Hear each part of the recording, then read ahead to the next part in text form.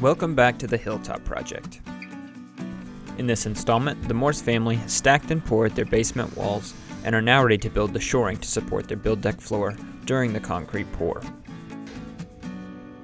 The first thing the builders must do is construct their shoring walls. These will support the joists and build deck forms while they are stacked and poured. These walls will then be removed after the concrete is cured. These walls are secured to each other, as well as the ground and ICF walls. The design of this project is unique and will require structural steel stud walls and steel beams to carry the loads and create the clear spans as specified. Build deck engineering makes creating standard spans easy and straightforward.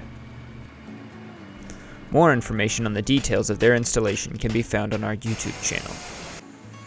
The steel beams are lifted into place and the team installs them into beam pockets in the ICF wall.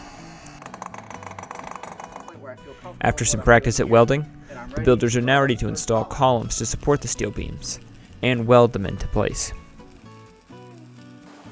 Finally, they are ready to install joists to complete their shoring and prepare for the installation of build deck. Let's listen to DIY home builder Chris Morse to explain his joist installation. We're out here today. We are adding the joists on top of our shoring walls.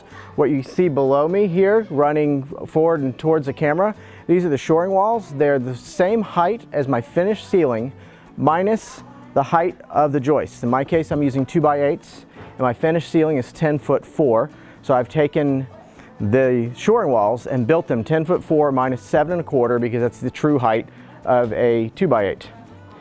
Then what we have is just the joists running perpendicular to that, and then when we add the build deck, they'll run perpendicular again the other direction, and these are spaced exactly 2 feet apart, so that matches the increment of the build deck system. So in a second we'll show you another view where you can see that.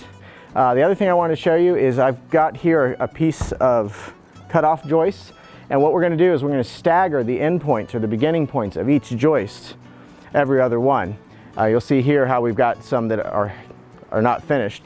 And the reason we do that is just to make sure we don't have a single tipping point where we've got a weak spot. So you can see here where my joists have staggered ends, and this is just to make sure that when we butt them together, we don't have a single point where they all end. This just gives us some extra strength. I haven't decided yet if I'm going to cut those even to end on the wall or if I'm going to do some plates to mount them together. Join us next time as the builders install their build deck and prepare for the pour. If you would like to see more of the Hilltop Project or more BuildBlock content, subscribe to our YouTube channel and activate our notifications with the bell icon.